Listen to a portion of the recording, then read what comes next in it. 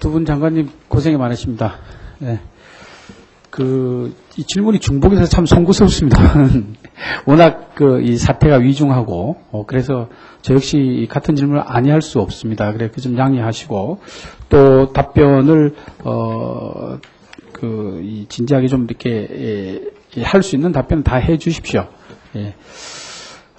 먼저 저도 PSI에 관한 코멘트를 먼저 시작을 하고 질문을 시작해야 되겠습니다. 만시지탄입니다. 좀 늦었지만 PSI 전면 참여를 선언한 정부는 늦긴 했지만 이렇게 굉장히 필요하고 또 확실하게 참여를 했었어야, 좀 빨리 했었어야 한다는 그런 생각이 듭니다.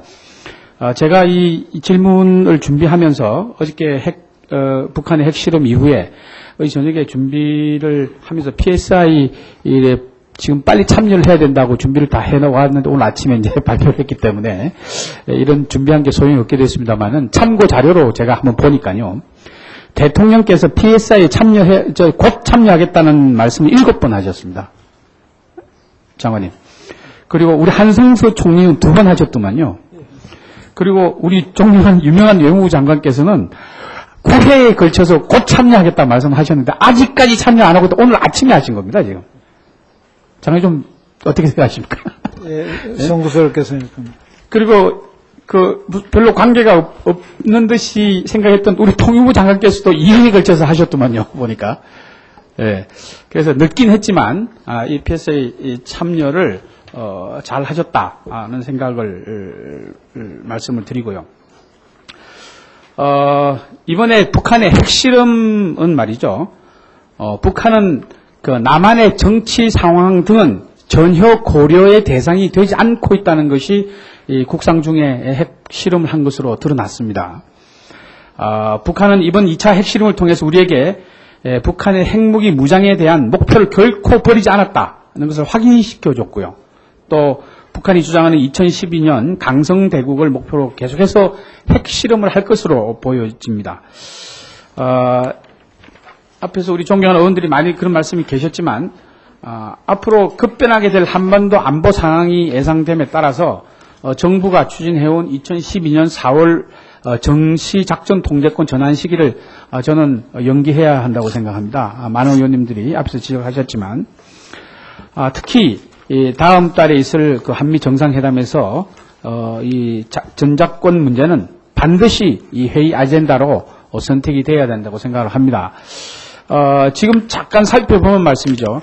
현재 전작권 전환 계획은 2005년 9월부터 추진되어 왔지 않습니까? 그죠? 근데 당시 정부에서 전시작전 환수에 스스로 안보를 지키겠다는 좋은 명분은 세웠습니다. 근데 이를 추진하면서 군사 안보적인 여러 가지 상황들을 체크도 하지 아니하고 그냥 선언부터 먼저 했다가 예산을 확보를 못해서 지금 여기 국방위원회는 아닙니다만은 군병력을 감축하고 이런 여러 가지 상황에 들어가서 보니까 첨단 전력 무기 도입을 하려고 했는데 예산이 없어서 지금 도입을 못하고 있지 않습니까? 이런 것도 보면 글로벌 호크하고 요격 미사일 등 이런 여러 가지 대북 감시 전력의 도입이 전작권 이후로 다 연기되지 않았습니까? 이런 것들을 보면 이번에 전작권 전시작전 통제권 전환 시기를 연기해서 반드시 이번에 한미 정상회담에서 회의 아젠다로 들어가서 이것이 좀 연기가 되어야 된다 이렇게 생각합니다. 장관께서 어떻게 이 아젠다에 넣으실 의향이 있으신지요? 네, 지금 존경하는 구상찬 의원님의 말씀하신 취지를 충분히 이해하고 참고하도록 하겠습니다. 아젠다에 넣겠다는 말씀 끝까지 안 하시는군요. 이건 정말 이 여러 가지 우리 국민들의 아마 여론조사를 한번 해보십시오. 이 국민들이 얼마나 이 전작권 문제에 대해서 염려하고 또 걱정하고 있는지 장관께서는 참고하시고 네, 꼭 이 아젠다에 넣어서 이런 건 연기돼야 된다고 생각합니다. 네, 주무부서인 국방부에 구의원님의 뜻을 전달하도록 그렇게 하겠습니다. 안전보장회의 의장이 누구시죠? 네. 누구시죠? 예, 제가 맡고 있습니다. 글쎄, 의장님한테 말씀을 드리는데 왜 국방부 장관한테 말씀을 드린다 그러세요? 알겠습니다. 그 의장님께서 예, 알겠습니다. 그걸 예. 그렇게 그 평가하셔서 예. 꼭 아젠다에 넣어서 연기하시도록 그렇게 하십시오. 또 그 하나 제가 이 북한 핵실험이 그 여러 가지 상황으로 비춰서 지금 유엔이나 세계 각국에서 북한 제재에 나서고 있지 않습니까? 제가 지난번 회의에서 우리 통일부 장관께도 이런 말씀을 드렸습니다만은 세계 각국이 지금 북한 제재에 나서고 있을 때 이때 중국을 활용해야 된다고 저는 생각을 합니다. 예? 지금 지난번 1차 핵실험과 다르게 중국에서는 상당히 강한 그 논평이 나왔고 또 절대 반대한다는 그런 워딩이 나왔습니다. 중국이 국제사회 제재에 동참할 가능성을 그 어느 때보다 지금 높거든요. 이럴 때 전략적 그 동반자 관계 이런 게 그 미사여구로 남아서는 안 됩니다. 이럴 때 우리가 도움을 받고 또 중국으로부터 중국이 벌써 북한의 핵실험에 대한 그 판단을 하지 않았습니까? 그러니까 이런 거는 제가 봤을 때 우리 장관께서 이번에 또 중국 외무부 장관이랑 회담을 하셨습니다마는 우리 그 통일부 장관께서도 어저께 지난번 회의 때 제가 지적했습니다마는 제가 보기에는 장관급이라든지 차관급도 좋습니다. 중국에 직접 가서 이렇게 우리 억류되어 있는 우리 국민을 이렇게 아산 직원을 데리고 나오는 문제부터 시작해서 핵실험까지 중국의 그 도움을 받을 수 있는 가장 좋은 시기입니다, 지금이. 그래서 제가 보기에는 다자회담에서 장관께서 만나서 회담한 거 하고 또 우리가 이런 문제에 대해서 우리 남북한의 문제에 대해서 중국의 협조를 받을 가장 적절한 시기이기 때문에 통일부 장관이나 외무부 장관이나 두 분 중에 한 분이 직접 특사로 가셔서 이런 문제를 냉정하고 또 이렇게 도움을 받을 수 있는 그런 적절한 시기거든요. 그래서 제가 보기에는 이런 중국의